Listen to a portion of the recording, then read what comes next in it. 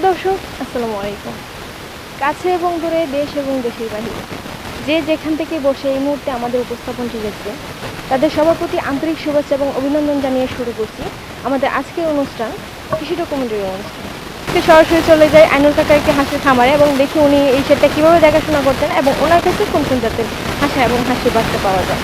তো কাকা, আপনার কাছে একটা প্রশ্ন ছিল। আমাদের এখানে অনেকেই কমেন্ট করে বলে যে আপনাদের যে আমরা অনেকেই হাঁস খামার করি, কিন্তু হাঁস খামার অনেক সুন্দরভাবে করার পরও দেখা যায় যে আমার হাঁসগুলো রোগে আক্রান্ত হয় কিংবা বিভিন্ন ধরনের সমস্যায় আমরা ভুগি।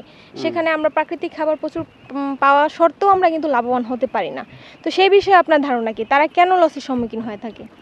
তারা হলো মূলত আপনার এই যে বাচ্চাটা সঠিক বাচ্চাটা নিতে পারতেছে না, এক গ্রেডের বাচ্চাটাও পাইতেছে না। মনে করুন যারা বিজ্ঞ খামারি, যারা এই যে আপনার তুষ পদ্ধতিতে বাচ্চাটা উৎপাদন করে, তাদের কাছ থেকে সংগ্রহ করতে হবে এবং বাচ্চাটা যেন নর্মাল তাপের ডেলিভারিটা হয়। এর জন্য আপনার উন্নত মানের এক গ্রেডের বাচ্চাটা খুব প্রয়োজন এবং নিতে হবে, জেনে শুনে বুঝে নিতে হবে। এই আর কথা না, আমার কাছ থেকে যারা হাঁস নিছে হাজার হাজার প্রমাণ আছে, তারা জিরো থেকে আজ হিরো হয়ে গেছে। মানে বর্তমানে তারা সফলভাবে সমাজে মানে প্রতিষ্ঠিত হয়েছে। জিরো থেকে হিরো, অনেক লাভবান। আজ থেকে যারা 5 বছর আগে যেরকম ছিল, এখন রূপ চেঞ্জ হয়ে গেছে। আল্লাহর রহমতে এরা বাড়ি ঘর অন্যরকম হয়ে গেছে। খুব ভালো দিক। মানে প্রত্যেকটা খামারে কিন্তু এই আশাই হাঁস পালন করে যে আমি হাঁস পালন করে কিন্তু একটা কিছু করব, কিংবা আমি স্বাবলম্বী হব, কিংবা নিজেকে প্রতিষ্ঠিত করবো। এরকম শুধু যে মনে করেন যে হাঁস খামারিরা এরকমই না, এখন বর্তমান যে একটা সময়, তো দেখা যায় যে আমাদের যে স্কুল কলেজে পড়া যে ছাত্ররা কিংবা ভাইয়েরা রয়েছে, তারাও কিন্তু যে পড়াশোনার পাশাপাশিও কিন্তু এই কাজটা করছে যে না, আমি এখন থেকে স্বাবলম্বী হব, আমি কারোর প্রতি নির্ভরশীল থাকবো না, আমি নিজেকে আত্মনির্ভরশীল করে তুলবো। এরকম একটা ধারণা নিয়ে তারাও কিন্তু এখন দেখা যায় যে 100 কিংবা 50টা কিংবা 200 এরকমভাবে হাঁস পালন করছে। তো সেটার কিন্তু আবার বিভিন্ন প্রসেসিং রয়েছে, যে এখন মনে করেন যে অনেকে হাওড়ে হাঁস পালন করে, আবার স্টুডেন্ট ভাই যারা রয়েছে কিংবা যারা চাকরিজীবী যারা রয়েছে, তারা কিন্তু আবার আবদ্ধ অবস্থায় হাঁসটা পালন করে। তো আপনার ক্ষেত্রে কোনটা ধারণা, যে কোনভাবে পারলে হাঁসটা লাভবান হওয়া যায়, আবদ্ধ অবস্থায় নাকি হাওড়ে খোলামেলা অবস্থায়? হাঁস আপনার এটা একটা এমন একটা প্রাণী, এটা সব জায়গায় ম্যাচিং, এটা সব জায়গায় ম্যাচিং। আপনার এটা স্বাভাবিক ঘরের মধ্যে আল্লাহর মতে কোনো অসুবিধা হয় না। রাত্রে যদি আমরা হাওড়েও থাকে তাও কোনো অসুবিধা হয় না। এরপরে যদি আবদ্ধ অবস্থা রাখা হয় তাও কোনো অসুবিধা হয় না।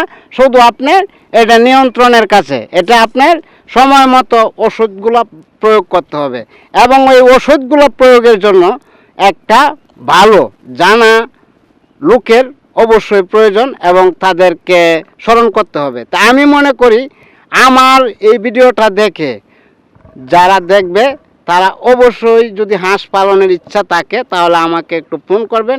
ফোন করলে আমি তাদেরকে একটা ভালো দিক নির্দেশনা দিব। সেই দিক নির্দেশনা মোতাবেক যদি হাঁসটা পালন করে ইনশাআল্লাহ লাভবান হবেন, তার মধ্যে কোনো বিন্দু মাত্র সন্দেহ নাই। তো ধন্যবাদ আপনাকে। আপনি দর্শকদের বিষয়ে অনেক কিছু ভাবছেন এবং আপনি চাচ্ছেন যে আমি যে শুধু নিজে হাঁস পালন করে স্বাবলম্বী হব সেই বিষয়টা না, আপনি চাচ্ছেন যে আমার দেশে যে স্বাবলম্বী মানে বেকার ভাইয়েরা রয়েছে কিংবা যারা অবসর সময় বসে রয়েছেন, তারাও যাতে এটাতে এগিয়ে আসে এবং তাদের ধারা যাতে আমিও লাভবান হতে পারি, আমার ধারা যাতে তারাও লাভবান হতে পারে। আপনি কিন্তু সর্বদিক খেয়াল করে এই হাঁসের প্রজেক্টটা শুরু করেছেন, তো সেই জন্য আপনাকে অসংখ্য ধন্যবাদ। এভাবে কিন্তু আপনি যদি হাঁসের প্রজেক্টটা চালিয়ে যান, তাহলে দেখা যাবে যে আমাদের দেশে বেকারত্বের সংখ্যা অনেকটা কমে যাবে এবং আপনাকে আমাদের দেশে যে অর্থনৈতিক একটা অনটন রয়েছে সেটাও কিন্তু অনেকটাই ঘাটতি পূরণ হবে এবং সবাই নিজেকে স্বাবলম্বী করতে পারবে। তো সেই ক্ষেত্রে আমি আপনাদেরকে বলবো, আপনারা অবশ্যই যেখান থেকে হাঁসটা ক্রয় করবেন ভালো এবং উন্নত জাতের এবং সম্পূর্ণ এক গ্রেডের হাঁসটা ক্রয় করার চেষ্টা করবেন। এবং আপনাদেরকে সরাসরি বলবো যে আপনারা যদি বিশ্বস্ত এবং কোনো 100% গ্যারান্টি সহকারে আপনাদেরকে এক গ্রেড এবং হাঁসের বাচ্চা দিবে, তো সেই ক্ষেত্রে আমরা আপনাদেরকে মেনশন করবো যে সততা হাঁসের খামার। কারণ একমাত্র সততা হাঁসের খামারে কিন্তু আপনারা পেয়ে যাবেন সম্পূর্ণ এক গ্রেডের এবং ভালো মানের উন্নত জাতের তুষ এবং হারিকেন পদ্ধতিতে ফুটানো হাঁস এবং হাঁসের বাচ্চা। এখানে কিন্তু আপনারা বিভিন্ন জাতের হাঁস পেয়ে যাবেন, বেজিং, তারপরে ইন্ডিয়ান রানার, ব্ল্যাক হোল, তারপরে অনেক জাত রয়েছে, বিভিন্ন জাতের হাঁস পেয়েছেন। তাছাড়াও রয়েছে যে যারা বলছেন যে আমি ছোট বাচ্চা নিব না, বড় হাঁস নিব, তো বিভিন্ন শেডও কিন্তু ওনার রয়েছে। তো ওনার মুখ থেকে এখন শুনতে পারলেন যে ওনার বড় মানে ছোট বাচ্চার হাঁসের শেড রয়েছে প্রায় 14টার মতো, এবং ওনার যে বড় হাঁসের শেড রয়েছে 10টায়। সেগুলো কিন্তু উনি ওনার কাছেই রাখেন, এবং সেগুলো কিন্তু আপনার যারা খামারিরা রয়েছেন যারা নিয়ে বলেন যে আমাদের এত দিনের বয়সে একটা হাঁসের বাচ্চা প্রয়োজন, কিংবা এত দিনের বয়সে আমার এতগুলো হাঁস প্রয়োজন, ওনার কিন্তু ওনার নিজস্ব শেড থেকে সেই হাঁসগুলো আপনাদেরকে দিয়ে থাকেন।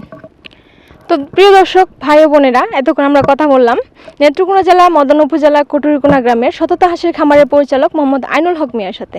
উনি কিন্তু এখন মানে এই নেত্রকোনা জেলার মদন উপজেলার যে একটা মানে পজিশন রয়েছে সেখানে সর্বোচ্চ স্তরে রয়েছে, এবং ওনার যে হাঁসের খামারগুলো সেগুলো কিন্তু খুবই উন্নত মানের এবং এ গ্রেডের হাঁস এবং হাঁসের বাচ্চা পাওয়া যায়। আপনারা যারা হাঁস খামার করতে ইচ্ছুক তারা কিন্তু অনেকটা আশা নিয়ে হাঁস খামার করেন, যে হাঁস খামার করে আমি অবশ্যই একটা কিছু করব, কিংবা আমি নিজেকে স্বাবলম্বী করে তুলব। তো সেই বিষয়টা যদি আপনার মনে ধারণা থেকে থাকে তাহলে, কিংবা যারা পুরাতন যারা রয়েছেন তারাও যদি বলেন যে আমি ভালো মানের হাঁস পেতে চাই, তাহলে কিন্তু আমি একমাত্র সাজেশন করব যে আপনারা সরাসরি যোগাযোগ করতে পারেন শততা হাঁসের খামারের সাথে। কারণ এখানে কিন্তু অরিজিনাল এ গ্রেডের বাচ্চা এবং সম্পূর্ণ তুষ এবং হাইকেন পদ্ধতিতে বাচ্চাটা ফুটানো হয়ে থাকে। তো সেই প্রসেসটাও আমরা আপনাদেরকে একদিন দেখাবো। আর ইতিমধ্যে আমাদের ইউটিউব চ্যানেলে অনেক ভিডিও আপলোড দেওয়া রয়েছে তুষ এবং হাইকেন পদ্ধতিতে কীভাবে হাঁসের বাচ্চা ফুটানো হয় সেই প্রসেসটা। আর তাছাড়া আমাদের আইনুল কাকার সাথে একদিনকে আমরা সরাসরি চলে যাব ওনার হ্যাচারি করে, এবং সম্পূর্ণ বিস্তারিত আপনাদেরকে দেখাবো। আর যারা যারা হাঁস নিতে চান তারা সরাসরি কিন্তু অবশ্যই যোগাযোগ করতে পারেন আমাদের সাথে। এবং আমরা কিন্তু শুধু ওই যে নেত্রকোনা জেলার ভিতরে এটা কিন্তু না, আমরা কিন্তু সমগ্র বাংলাদেশে হাঁস এবং হাঁসের বাচ্চা ডেলিভারি করে থাকি। তো যে যেখান থেকে আপনারা অর্ডার করতে চান না কেন, আপনাদের কাছে সুস্থ এবং সফলভাবে হাঁসটা পৌঁছে দেবো।